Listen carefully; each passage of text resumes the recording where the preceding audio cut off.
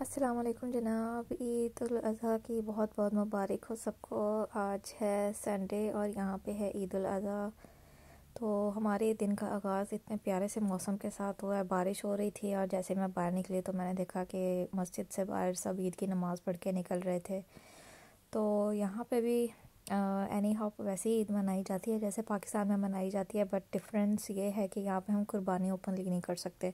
Slaughter houses होते हैं, वहाँ जाके हम कुर्बानी करते हैं, या अगर आपके बैक इन हाउस पाकिस्तान में घर हैं तो आप वहाँ पे किसी को इंस्ट्रक्शन दे देते हैं कि वहाँ कुर्बानी करनी है।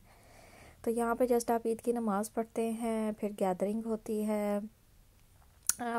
तो मेरा ईद का दिन इस तरह से स्टार्ट हुआ कि मैं तैयारी करके, मेरी हैबिट है कि मैं नफ़ल पढ़ती हूँ शुक्राने के कि अल्लाह ताला ने हमें ये खुशी का दिन देखना नसीब किया, और तस्बीह क्या करती हूँ जस्ट टू से थैंक्स टू अल्लाह।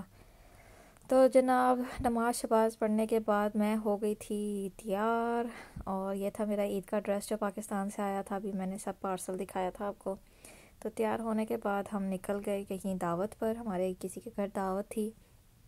तो जाते हुए इतना प्यारा खूबसूरत मौसम था जो मैंने कैप्चर किया है। इतनी प्यारी बारिश हो रही थी और पूरा रास्ता इतना खूबसूरत था। मैं इस जगह जहाँ आज गई थी यहाँ मैं पहले कभी नहीं गई। मुझे मोर देन 3 मंथ्स हो गए हैं कनाडा आए, लेकिन मैंने ये वाली जगह नहीं देखी थी। इतनी खूबसूरत जगह थी, ग्रीनरी और फ्रेश, हर चीज़ फ्रेश थी यहाँ पे। तो इस तरह से बारिश की वजह से ईद का जो दिन है वो बहुत खूबसूरत हो गया। मज़ीद 4 चांद लग गए ईद उल अज़हा को। पाकिस्तान मेरी बात हुई तो पता लगा कि बहुत ज़्यादा गर्मी है। खैर, फिर हम पहुंच गए थे दावत वाली जगह पे। वहाँ पे ये कुछ मेन्यू था, पास्ता था, बारबेक्यू चिकन था, मटन बीफ पुलाव था आई थिंक, ये निहारी थी, और चिकन का सालन था, ये दही बड़े थे, सैलेड था। तो मीठा मैं रिकॉर्ड करना भूल गई थी।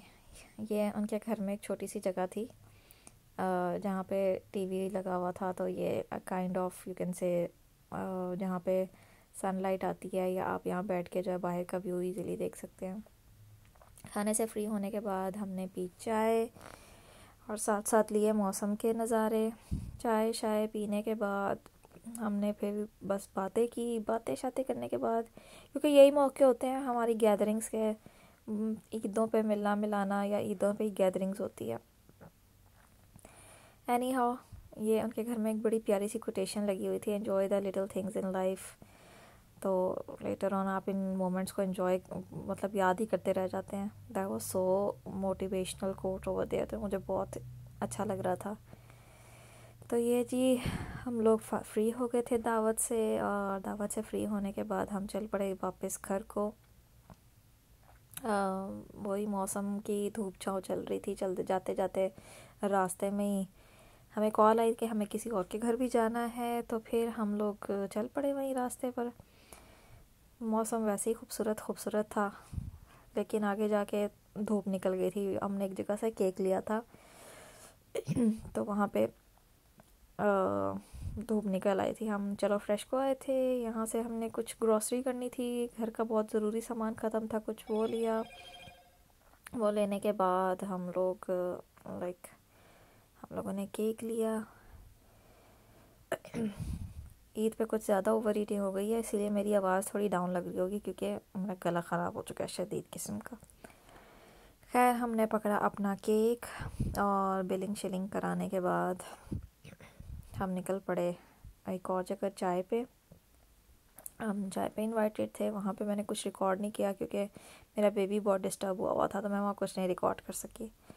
एनी हाउ ये था हमारा ईद का दिन, और इसी तरह से ही खूबसूरत दिन का एंड हो गया। मगरिब तक हम बिल्कुल फारिग थे, फ्री थे, इतना थक गए थे कि बस हम लोगों ने फिर एंड पे आके यही सोचा कि रेस्ट किया जाए। घर आके मैंने अपनी कॉफ़ी इंजॉय की। कॉफ़ी रिकॉर्ड करना भी भूल गई। मैंने कॉफ़ी इंजॉय की कि थोड़ी सी थकान कम हो, नैप लिया, फिर नमाज़ पढ़ी मगरिब की, और इसी तरह से हमारा सारा दिन एंड हो गया। अगेन ईद उल अज़हा मुबारक सबको।